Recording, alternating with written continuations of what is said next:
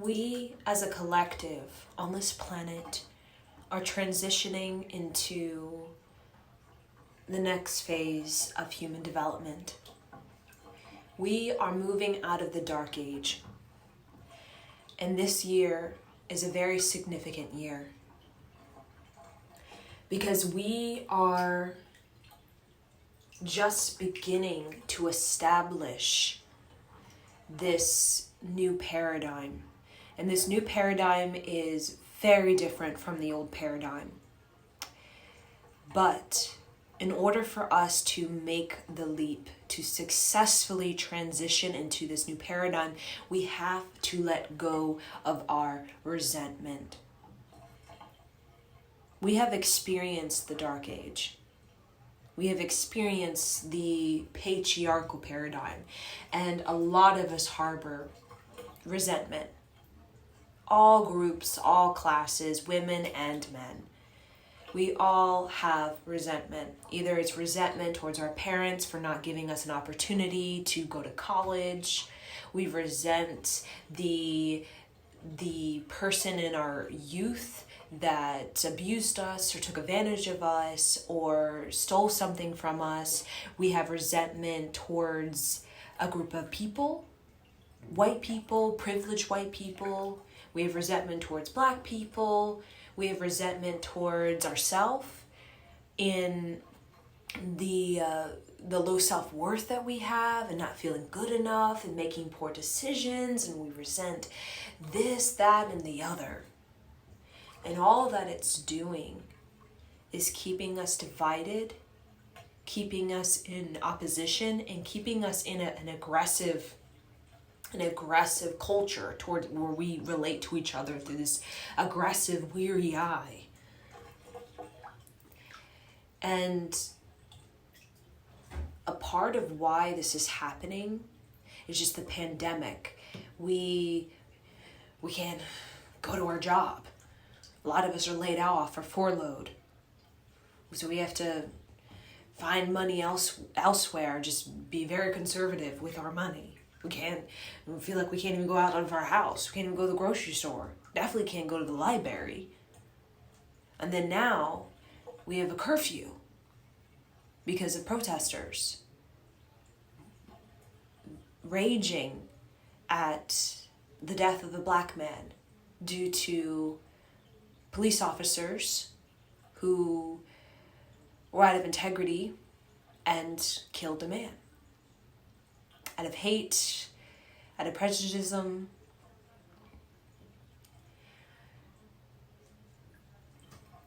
So with all this frustration that's building up, this rage that's building up, we're creating chaos, mayhem, destruction, and we're justifying it with resentment. I am furious. I have resentment towards these police officers. I have resentment towards a culture that has allowed such police officers, even white supremacy, to allow such injustice in our planet, in our society. I'm resentful at this society. I'm resentful at this culture that has made everybody feel at odds, has brought a lot of us down, knocking us down. But if we are to successfully transition out of this period, which this is when I look at this chaos and this crises and this mayhem and this total destruction, this is something that we've experienced for thousands of years. This is not new. There has been destruction in similar forms throughout time.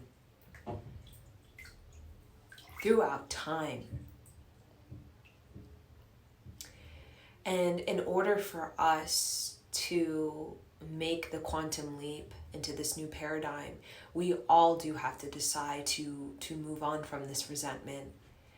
And in the dark forces, in many ways, when it comes to the Dark Age, right, the dark forces, feed off of our resentment, feed off of these belief systems that have us attacking each other, consumed with rage and hate, scared and in fear.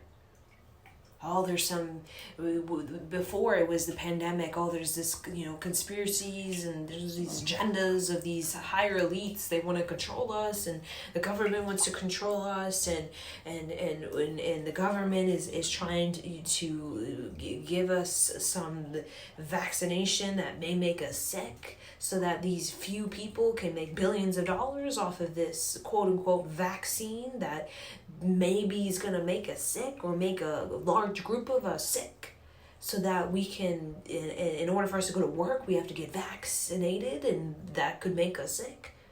Because research has shown that this vaccines, as many people who have taken it have major side effects where they can't function. And we're like, what? Is that something that's going to happen?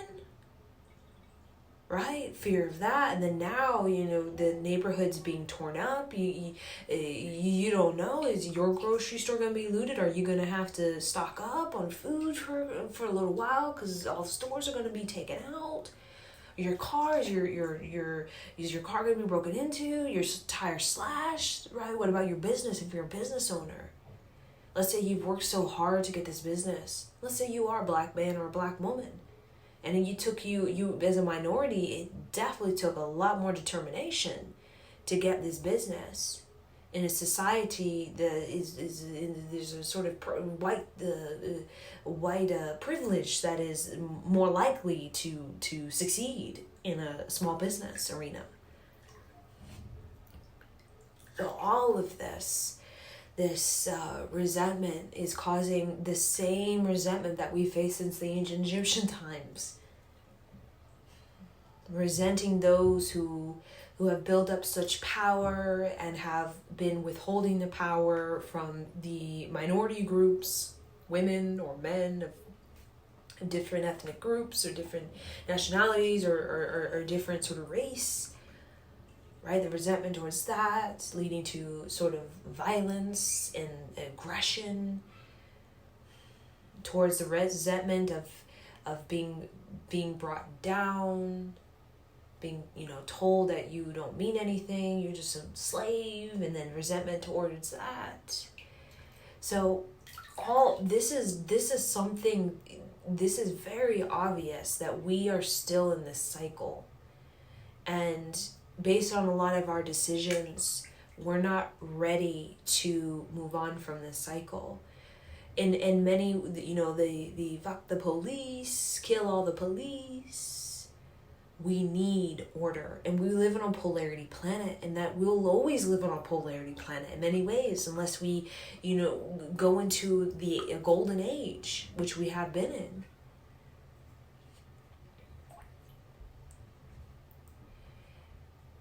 And this polarity planet, in many ways, we know that we're dealing with white supremacy. We know we've dealt with that way before the United States of America was established.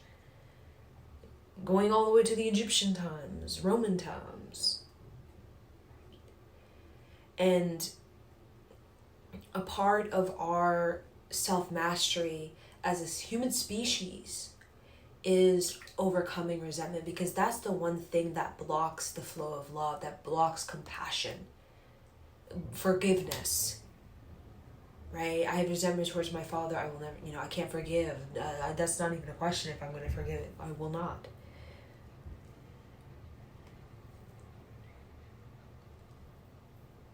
I remember the time when I undergo sexual violation. Man, I had resentment.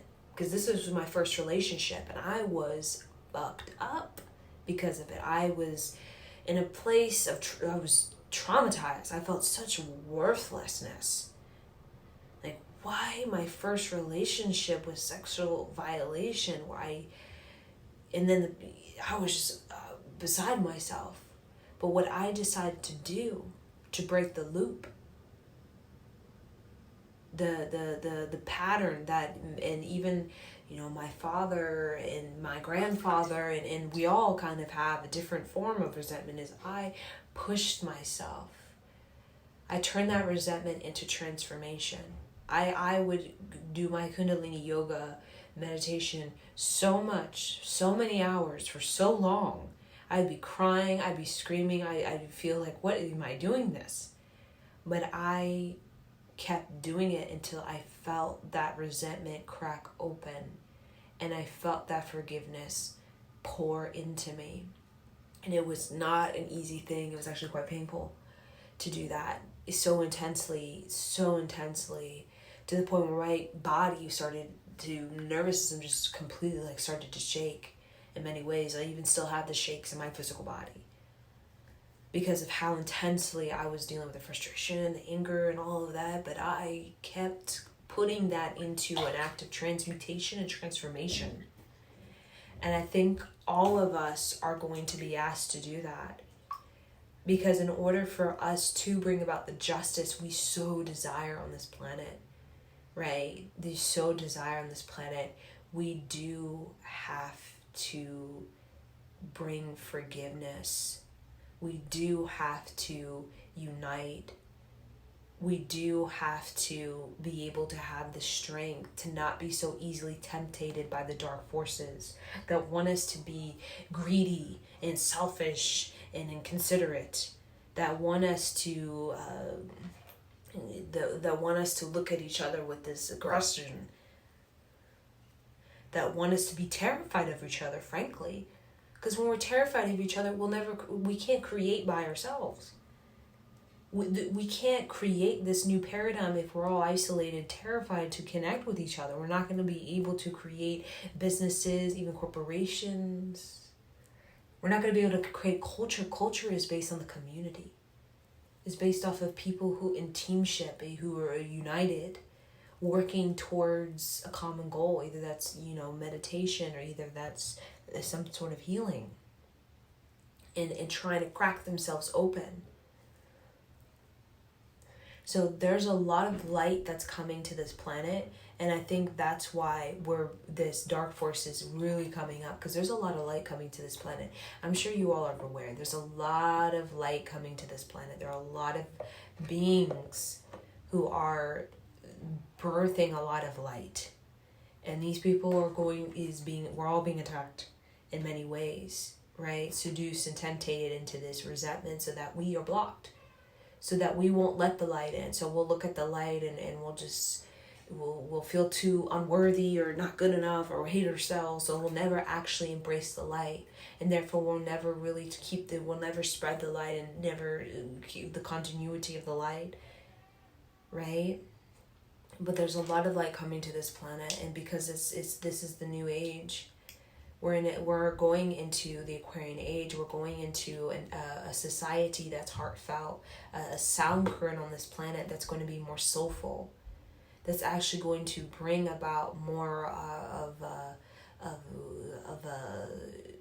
care, more of a seeking harmony in brother and sisterhood internationally. We're becoming international, all of us.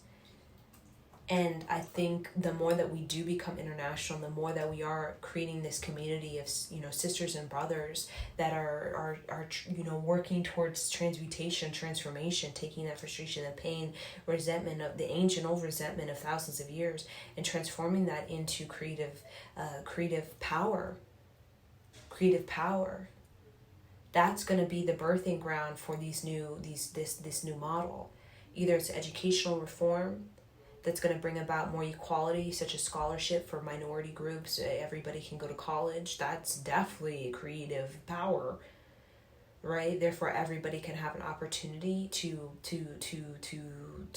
create the whatever they want to create on this planet Earth, right? Either they want to create some sort of shoes, right? Or they want to be a part of, maybe be a rancher. Who knows, right? And I think a lot of this boiling up is feeling I can't. When you're told I can't, because I'm poor or I'm black or I can't, right? I can't. That has been festering in all of us for so long. When we see all of this this sort of white privilege can, get access to these type of social economic, privileges that open up doors for them to, you can say, get things what they want quicker. And then me as a minority, I don't have that. I have to work harder, right? That creates a sort of resentment. I have to work harder because of my skin or my race, my skin color, or even my sex. I'm a woman, I have to work harder to actually prove myself. But I feel like when we turn that resentment into resilience, I feel like that is going to be the turning point where we're going to start to move the energy in the right direction, because we're breaking down this dark age and there's more light to come on this planet.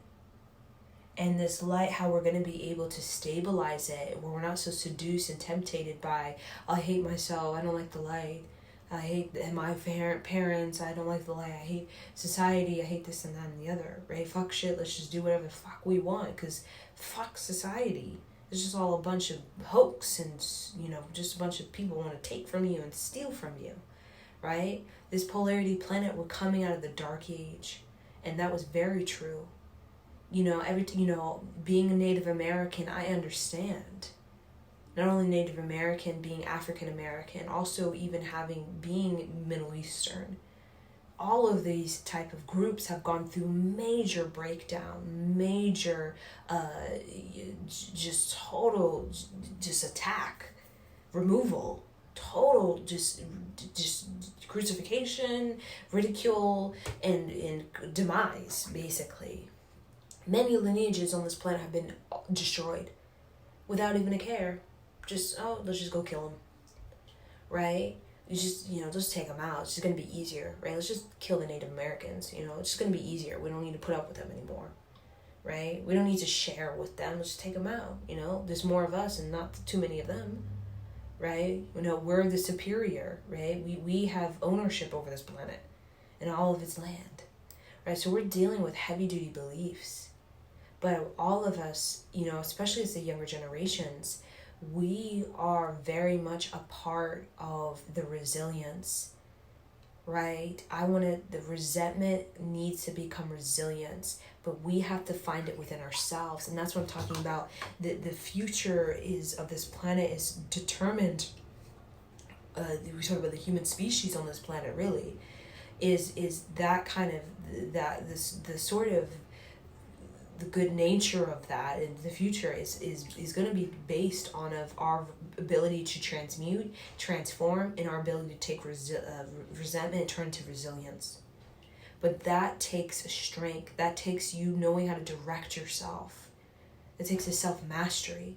Because when you're presented, you come into this earth and you're just presented with this, that, and the other. All these different forms of divisions and separations and segregations and discriminations.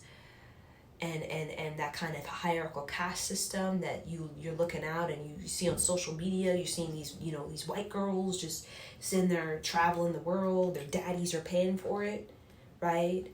And then, all of that kind of appearance definitely will turn something inside of you. Even me, sometimes feeling that kind of, resentment for my socioeconomic status.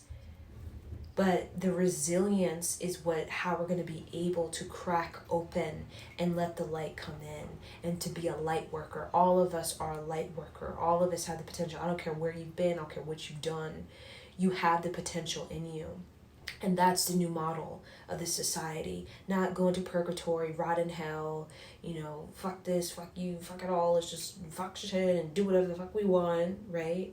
No, this new paradigm of Earth is about being your own healer, taking responsibility for the healing that you can do so that you can have the sovereignty of mind, so that you can present resilience where you're not so easily tempted into burning down houses of people who are in the same socioeconomic situation as you are, right? Or taking down businesses, right? You could say going into the Gucci store and stealing all the Gucci bags and Gucci necklaces or whatever, because you're mad at this kind of greed society. We're mad that the society has allowed the care more for money than the actual care for human beings. And that makes us, we all have the same anger, right? It's just a lot of us have chosen to take on, let's say, that it's even more deeply ingrained, right? Right? Like for myself, having the bloodline of the Native Americans, African Americans, Middle Eastern, that's a very intense sort of resentment that I can access if I choose to. I can access a deep resentment if I choose to. I could go deep into that. But I have chosen to break, we call the generational curses, right? That keep, every time we try to move forward, we destroy ourselves. Every time we try to break through, we destroy ourselves, right? There's so many small businesses that are probably weeping, not because, not only the pandemic, because some of them losing their businesses, but also because now, let's say their business gets destroyed and burned down, and all of a sudden, man, I spent 10 years trying to, get this right and get all my ducks in a row, so I got this business, now it's burned down. Right? So all of us all of us are being pushed, being forced into a position of resilience. This is the only way we're going to be able to face our dark age and whatever darkness that we have had experience for so long, thousands of years, to face that kind of and generational curses that even go back to Egyptian times. Right? This goes back to the Egyptian times where, women started resenting men because men started overthrowing women, right? In the matriarchal society. And then, men resenting women because, women, they would, bow down to them. And then all of that kind of thing. Leading to all kinds of reasons why I can destroy and create chaos. I justify it because of this situation that is so unfair. And when you look at the videos of the black man, young man being shot by white supremacy in the middle of the day on the street in a neighborhood, you weep. When you see a man basically dying because a cop knee is on his neck just for the hell of it, that makes you weep. That puts so much resentment in your eyes, in your heart. But in order for us to graduate, right, we're thinking about the bigger picture. We're thinking about the human species and the longevity, not just this moment, in the moments to come. What we're teaching the generations, how to deal with this. We need more of this resilience, an example of resilience. Right? I'm not going to destroy your business because you let's say you were an Asian man and I don't know your story. I don't know your background. We could have very similar background, but I'll never know if I just say fuck shit and just do whatever the hell I want. Right? And when it comes to police officers, we have so many stories in my head of all kinds of injustice, and a lot of it associated with white supremacy and all of my sort of understanding of sort of police brutality in many ways. The more aggressive kind is a sort of white supremacy type of group, sort of situation, and the way I see we're going to be able to transition is educating, not our of course ourselves, but educating through being an example to the younger generations. Teaching the younger generations, the young kids that are not yet in the sort of resentment mindset that really we don't get until we're teenagers, right? When I was young, I had no idea of that really until I got older, like maybe 13, 14. Teaching the younger generations resilience, teaching them unity through community, through teamship, giving them techniques on how to be a light worker, how to heal their life, how to meditate, how to transform their anger, rage, their situation into empowerment, into wisdom, so that they can face the darkness, the polarity planet, and all of its whatever sneaky seduction, temptation, and to be able to face it with a mighty heart. Face it with a sense of, I want to build up humanity, not take it down and make it more difficult for people to actually establish their prosperity of the future. Regardless if it's a white man, a black man, Asian woman, Hispanic woman, Middle Eastern woman. And that resilience, when I think of Malala from Pakistan, who was shot by the Taliban for speaking of education for young girls in Pakistan, and was shot, and now you have some sort of, she can't hear out of one ear, right, shot in the head. But she's an example of, she could have told her people, kill Pakistan, kill every man you see in sight, right? For, who killed them all, right? But she chose to transmute resentment that she could have had for the for the Taliban. She turned it to resilience, right? Into resilience. And look at her, she's still speaking on behalf of women, young girls being educated. She has written a book. She's getting a university degree, most likely, right? Very young. She's still probably in the process of that. And that's a perfect example of leadership, right? And in many ways, we can take this, as Martin Luther King Jr. would take this, as he was a peaceful protester. He knew how to lead his group in the best he could, and to prevent this type of mayhem and chaos, right? That he understood, Martin Luther King Jr. understood, this doesn't go anywhere. It doesn't lead to what we want. And Martin Luther King Jr., he was about, I want to create structure. I can't create structure if there's mayhem and chaos. There's no structure, there's no order. I want order. I want to see it in the education system, this type of removal of this sort of segregation. I want to see it in the social world.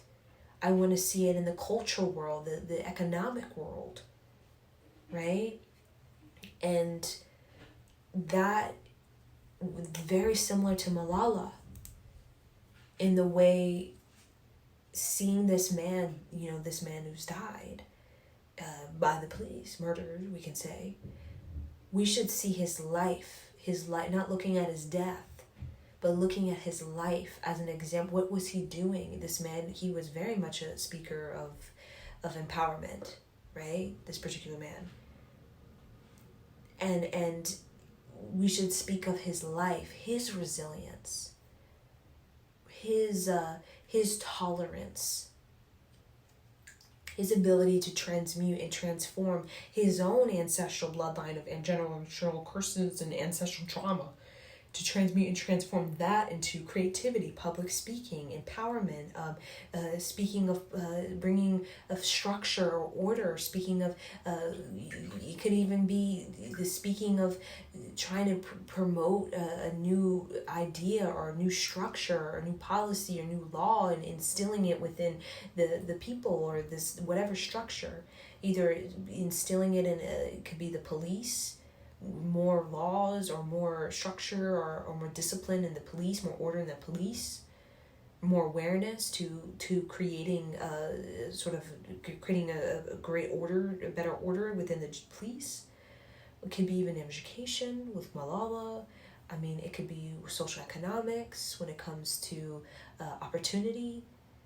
I think that is where we're directing the energy, because mayhem, it doesn't go anywhere. It's almost like an act of resentment, but an act of resentment that doesn't lead to actual what we want, right? We're not going to it's like we're like, I want justice, but there is a sense of order, there's a sense of structure, the sense of inventiveness, creativity you have to possess. And when there's chaos and destruction, there's no creativity. When there's just mayhem and fucking do whatever the fuck you want and fuck this, there's no creativity, right? So we want justice so bad, but there's a sense of resilience you have to have. There's a sense of intelligence you have to have. There's a sense of creative mind. There's a sense of being a neutral mind, being able to understand different stories, being able to establish these new laws, this new order, this new these ideas.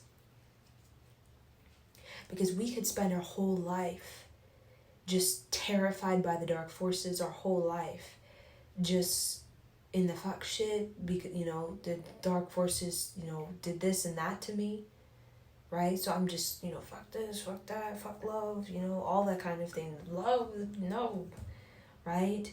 And live our whole life like that, but end up getting nowhere. Not getting anything, not making anything happen, not moving any energy, not creating any movement. Movement of chaos is no movement. Movement of destruction is no movement. Movement of protest that speaks of empowerment, speaks of creating new structure, creating new discipline, speaks of integrity. But we have to have the resilience to back it up. We have to have the intelligence to back it up. We have to be the one to invent it. If we want more opportunities in education, we have to invent it. We have to do the work. We have to do the work of what that means to invent a new structure that will bring greater opportunity or greater wealth, right? Or want more of economic wealth that is not just generated in the billionaire white men. Then we have to be the ones to have the invention, right? When we think of Nikola Tesla, all his stuff was basically stolen from him in many ways when he was dead. And we don't even know, he might have died naturally. I don't know if he died naturally. Who knows? But all of his work was just taken by the government.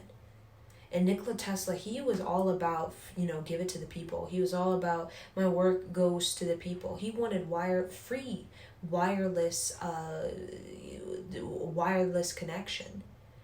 Talk about the telephone wires, he wanted wireless. It would have been free, but he was denied because of wanting the profit. But can you imagine if he was allowed to continue on his work? We would probably may have no telephone wires, none, and just wireless generated from a major probably tower station in various places around the planet. And all of his work was stolen and all kinds of rifts with that, but he kept going. He had the resilience. He was like, fuck it, I'm just gonna keep going. And that's the attitude we need to have. Fuck it, I'm just gonna try to get all these people and get at them and destroy all them because they try to destroy me and destroy this and that and try to bring us down. Fuck it, I'm gonna keep going. I'm going to keep creating something. I'm going to keep building myself up. That's Nikola Tesla. I'm going to keep, I'm going to keep putting energy in the right place. I'm an inventor, as Nikola Tesla would say. I'm going to put more of my energy in that. And these people that are trying to steal from me, trying to get one on me, trying to destroy me, trying to discredit me, slander, whatever. I'm just going to keep going and I'm just going to keep inventing. And get smarter at it, get more intelligent at it, get more resilient at it. And that's the type of people we talk about. Nikola Tesla, even Elon Musk, even Martin Luther King Jr. That's the type that really brings about a movement that actually creates a structure for future generations to actually feel safe and secure and feel they have opportunity. That's what we want. We want people to feel safe. We want to create a structure that people feel safe. There's opportunity. They feel like they can walk down a pathway that maybe was blocked before to them based on their socioeconomic, their religion, ethnic group, nationality. But now there's a path because somebody carved it out. When there's just chaos, there's just debris. There's no path. It's just debris. There's no path. So we need to think of a path. What is this path we're creating? What kind of path do we want to create in the longevity? And what kind of structure is this going to create? What kind of image? What kind of is this inventing the opportunities we want? Is this going to bring about the change we want? But a lot of us as human beings, we're so used to being unheard, unseen. Because in many ways, in this dark age over thousands of years, they didn't give a crap about, what you would say or your suggestions. So we had to be aggressive, right? We think of the French Revolution. People wanted change so bad that they were like, fuck it. We're not getting it. The king won't listen to us. The nobles don't give a damn about us. So we're just going to create a revolution, right?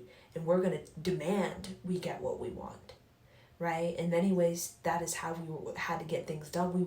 You couldn't just go to the king and be like, hey, can you bring us some equality when it comes to food and the ability to be able to buy food because nobody can pay for it because nobody has money, right? Can you help us out, right? And many times we're unheard, we're unseen, so we had to be revolutionary. But this revolutionary I'm talking about with this future is to command and to demand through your creativity. That is the future of revolution. The future of transformation is to command and demand your creativity on this planet Earth. Right? Command and demand creativity on this planet. That's opportunity. Right? And in many ways, we can use this, with destruction, this chaos, to try to get them, whatever we're trying to get to look at us or to pay attention and to make the change. And, we're making a statement to the white supremacy that, why, no more. We're fed up with whatever this, attack on black people. We're fed up, right? And making a statement. But in many ways, in making our statement, we should also be having a command for creative opportunity, right? Is a creative opportunity. And I think we carry a lot of our our past and the way we get things done. And a lot of times they say you don't get things done unless you got to use a hammer and a nail. Right? You got to be a hammer and nail. You got to force it in many ways. So we're trying to force this kind of justice upon a very ancient, old type of, this white supremacy, this sort of attack against black people, the black resentment towards the white people, all of that. That's very old. It's been around for a very long time, even before the United States of America was even established. And in this new age, I think the new form of revolution is revolution being of healing yourself, being of healing your lineage, being of healing your choice, being elevating yourself, emotional maturity, being responsible, resilient, regardless of what you see, what you hear, all of that cruelty that we've seen many lifetimes. All of us have seen this cruelty, and worse in many ways, in the darker age that we were in, coming out of in the medieval, the Roman. We've seen some, when we think of the Mayans and sacrificing young children to the gods, we look at that as straight up cruelty, right? So, we've been around the block with that. And I think what's happening now that's different than before is the way that we're connecting with it. We're connecting with it as in, I can heal. I have the resilience to heal from this. I have the resilience to heal from this. And not only heal from this, to take the life and make it into creativity. Write a poem, write a song, right? Come into my community and pray. Come into my community and chant, mantra recitation. Come into my community, do yoga. Come into my community and create a garden for the children so that they have something beautiful to look at when they come back to school after the pandemic. right?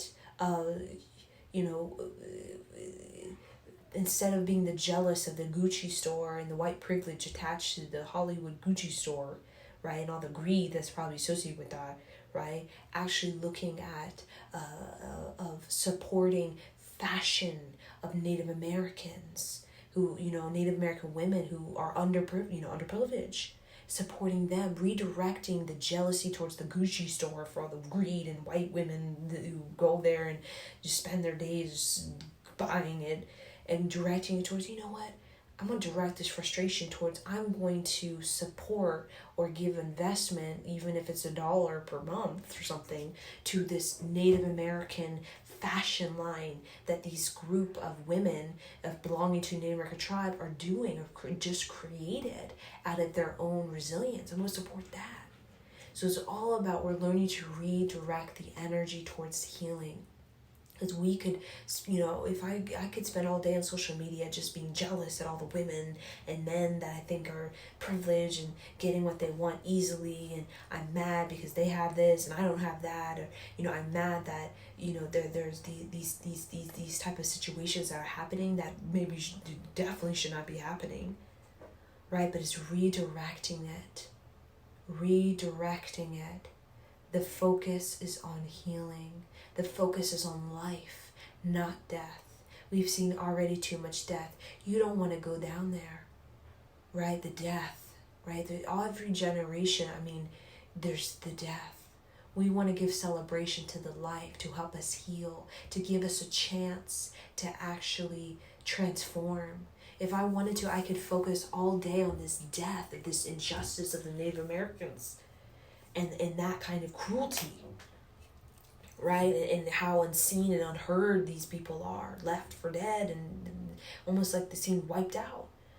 I could be so angry about that, but I choose to redirect that anger, resentment towards that resilience, towards, you know what, I'm still Native American.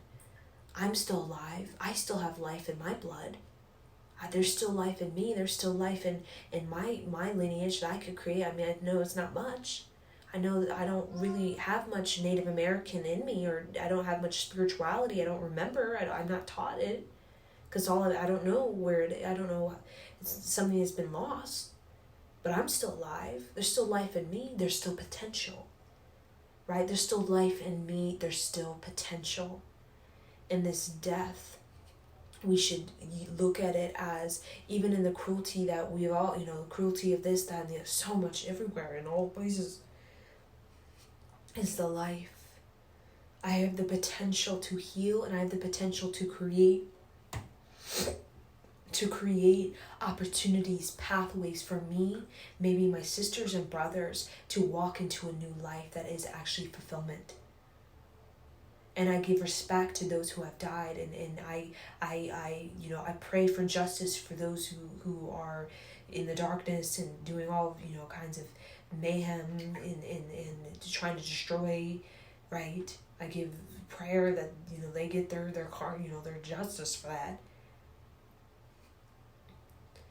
But I'm going to focus on creating the pathway, the opportunity for me and the people around me, the sisters, the brothers, to walk into a new life, walk into a new beginning, walk into and have that creative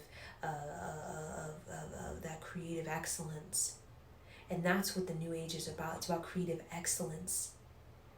And I feel in many ways that's being tried to be destroyed, or we can call the agendas of the pandemic destroying it and trying to shrink, small businesses, so these mega corporations that can prevail, and nobody, there's no such thing as small business. It's all lost and destroyed, right? These billionaires trying to do the vaccinations, but none of that in many ways is going to work, because there are so many people who are making a choice of resilience, so many people are making a choice to actually unite and use their intelligence, their smarts, use their skills, their gifts to support this new paradigm that's naturally occurring. We are naturally heading out of resentment. It's the time. It's been the time. We've thousands of years of it. It's the time. And a lot of people are uniting and creating this resilience, because this is, we have been some dark places on this planet. We know that we've been some dark places, arrogant places, some places where we look back and we're like, what the hell was I doing? What the hell were we thinking? What the hell? Who just let this happen? We just let this happen? Like, what the hell?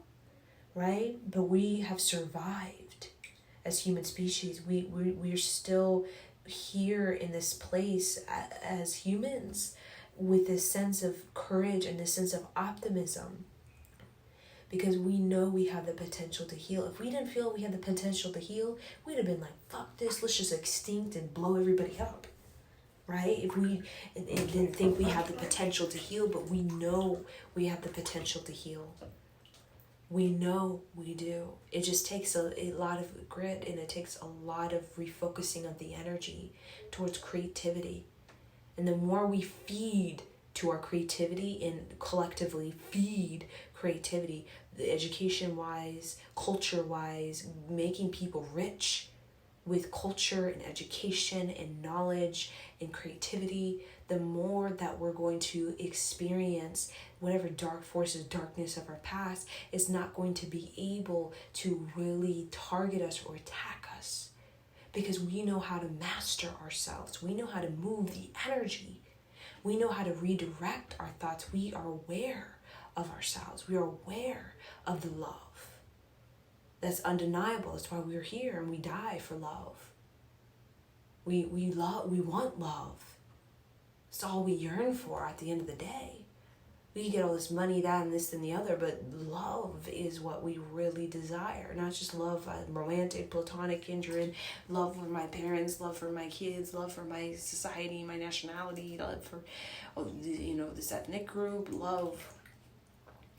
And I think love comes from a place of willing to heal, and a place of deciding to heal, and a place of deciding to take that frustration that could be so, like, what the hell is this injustice?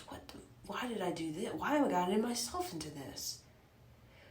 Dealing with people who have gone, through trauma of rape at a young age, 2 years old, women you'd say in Colombia, we say being shot in the vagina by men.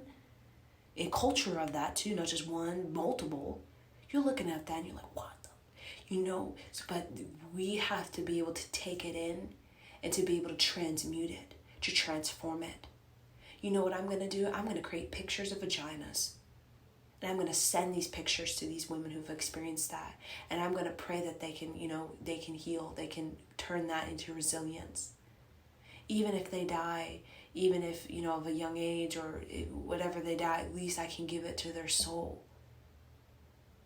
To their soul, liberate their soul, send them that, to help them heal and recognize their potential, regardless if they're dead and they going into another plane of existence, another earth or planet or another dimension. I give that creativity, because at the end of when we all die, all we are is our creativity. When we die, this death, this darkness, it doesn't exist. It exists in the physical as a challenge to our self-mastery. But when we die, all there is our creativity. When we die, creativity is how we're led out of this earth grid and travel into other planets or other dimensions, other liberated planes of existence. It's our creative mind that sets us free. Our destructive mind keeps us earthbound. It keeps us attached in the soul tie and the resentment that keeps us bound to people, places, and things. It's the creative mind that sets us free.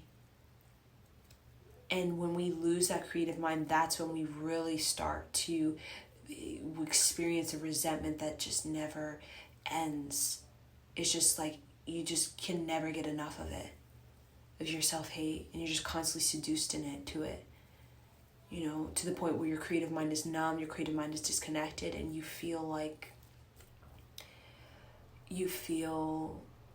the loss of potential, the loss of hope, the loss of possibility for a new paradigm, for justice, for a miracle. But the reason, for example, African American females had jazz or blues music in the United States of America, in the South, roughly in many ways, they had it as a statement of potential. We come together in our secret society, in our underground blues club, jazz club, to uplift ourselves. We ourselves are going to may die in slavery. We ourselves are going to die possibly to the hands of some cruel master who, but we have it in the soul liberation. I just want to cry. We have the soul liberation, and that's what's going to feed the future. We will die, we will turn to bones, corpse in the soil, but our soul, the song we sing, the jazz, the blues is what's going to be left behind. And when I think of African American during a very difficult time, all I hear is the blues. All I hear is jazz. When I think of the civil rights time, all I hear is the blues. All I hear is the jazz. Because that's the soul. That's the liberation. That's the resilience. That's, you take everything from me, but I have that. My creative mind, that's how I'm able to go into other places. Shoot me dead, I still can go. My soul is not bound to this earth. My soul is free. My heart is free. Right? Because I choose resilience. And when we choose that on behalf of humanity, that's why humanity is not extinct currently. We've been extinct many times, before. The story of the Great Flood is real. Right, the cleaning of the planet by the flood washing us clean, purifying us of all the the disease and all of this rotten energy, right? Rotten people. Even the Bhagavad Gita talks about rotten children who were bred in an environment of total just dysfunction and total trauma, and they're rotten children, right? There to destroy other children or something like that, or to tempt man and woman to kill themselves or destroy themselves, right? And we have always faced the darkness, and even Shiva speaks on facing his darkness, the inner destroyer, the inner fuck shit, just create chaos. I'm so mad, I just want to. But he also speaks of overcoming it. We think of Archangel Michael and the statue of him, his foot standing on the head of a demon with the sword up in his wings. That is speaking is similar of Shiva, of ability to triumph and to have victory, to have the resilience, to have the self-mastery, to know love, to know your creativity, to know your potential, your faith, to manifest. So manifestation does not come for destruction. So we want to manifest these new laws, this new government, this new education, this new culture, this new society, this new social economics, this new generation, this new earth. It's manifestation, it's alchemy. That has everything to do with transmutation, transformation, resilience, empowerment, and ability to face your demons. Right? And all of us, in many ways, it's like you just looking at the news, all you see is the demons. With all this conspiracy, that thing and that thing. It's like, what the? Right? All of us are being faced with our demons. The outer demons, that demon, it's like we went from the pandemic demon now to the demon of these policemen that brought up the awareness of other policemen, the demons of them, and it's like we're all being faced with the demons. And we're being faced the way Archangel Michael and Saint Germain and Shiva were faced with them. The ancient Egyptians, all going thousands of years before the Roman times, were faced with demons. Right? And I think we learned how to manifest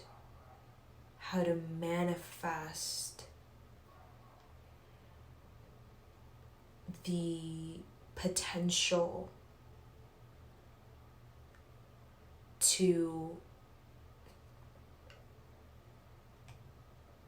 transform ourselves, and what it means to transform ourselves, to be reborn, to be resurrected. When we think of resurrection, to be reborn, to be resurrected out of death, decay, disease, all this, to be resurrected, to be transformed. Is have the resilience to travel through and come back to you with a creative mind that's able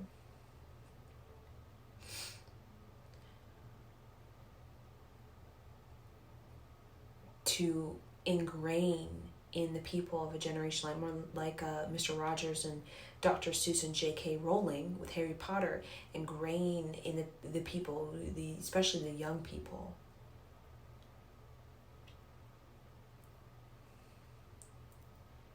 unity with the earth, compassion for the earth, philosophy, soulful philosophy, independence, sovereignty of mind. And this is something J.K. Rowling, Dr. Seuss, Mr. Rogers all speak of for the younger generation.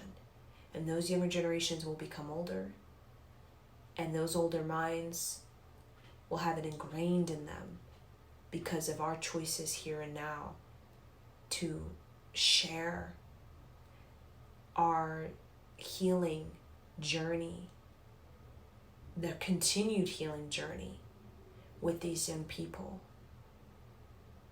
to unlock their own power, their young creative power of believing in this earth. We want people to believe, have faith in this earth, in humanity. And in many ways we lose our faith because we're broken down time and time again. I mean, I have lifetimes of being broken down. And that's this kind of self-mastery. To die, to be reborn, to be resurrected, to be transformed. Because we all are going to die. We're all going to face our demons. But to be reborn, resurrected, and transformed, that's a path that actually leads us somewhere. Not just somewhere of the same depth, but somewhere that leads us into the evolution, the expansion, the higher potential, the fulfillment of our life force. So I'm going to leave you guys with this. And may you find the healing power within you, the light. Understand that there's a lot of light coming to this planet. And that's why the light is being challenged, because there's naturally going to be new energies on this planet. We're not keeping the same way it is. It's not working. We're actually getting into the next phase of the human development, and that has a lot to do with bringing a lot of healing, a lot of light to this planet, and with that, a lot of self-mastery, a lot of facing our demons in whatever structure, economic, social, religious, and being able to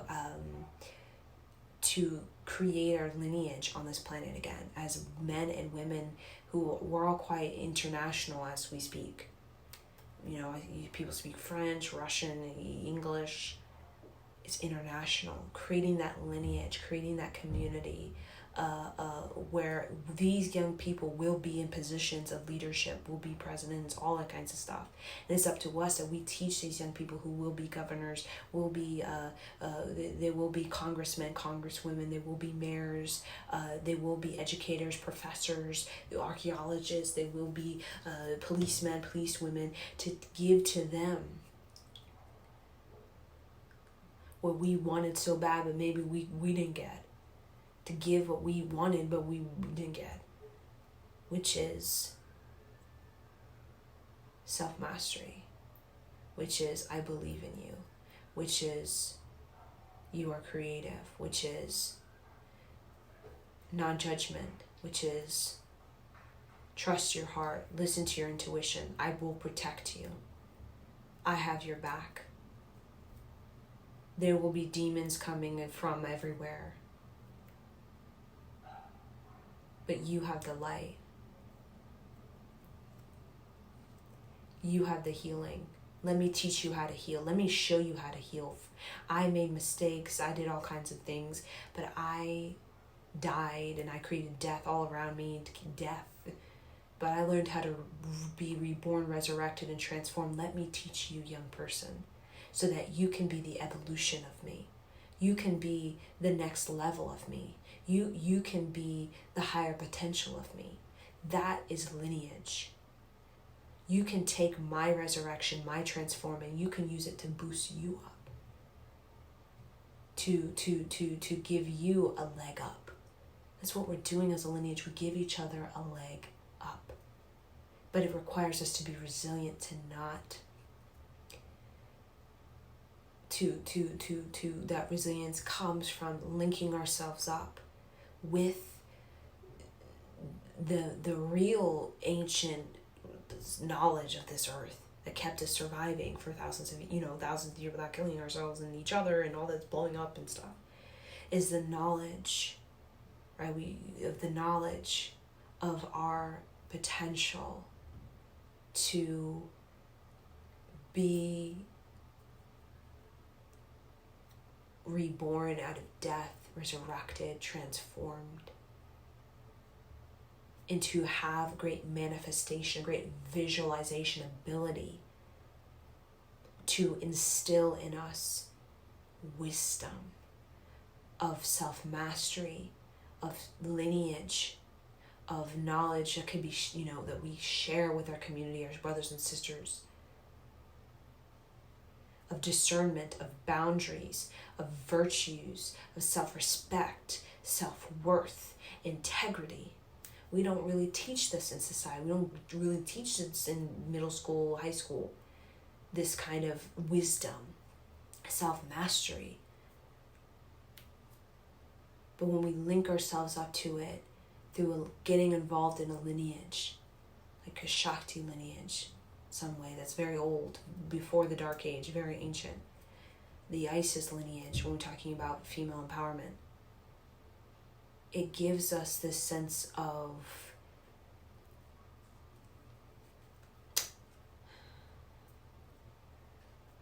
knowing how to transmute, transform, resurrect, and knowing how to go through it, to be determined,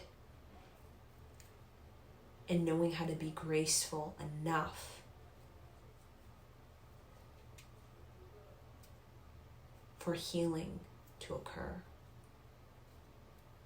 And this is Lao Tzu, teachings of Lao Tzu during war, right? Lao Tzu experienced war. This is the philosophy of Alan Watts,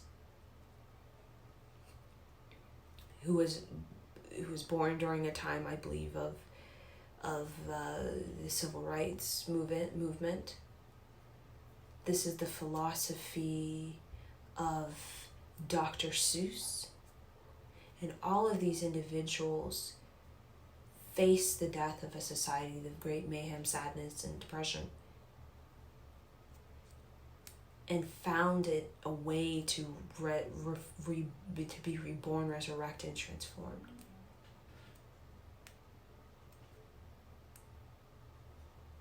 To be a movement of divine inspiration, of wisdom, rather than a movement of resentment, stagnation, generational curses repeating, ancestral trauma repeating. And that's the breakthrough. And that's the breakthrough.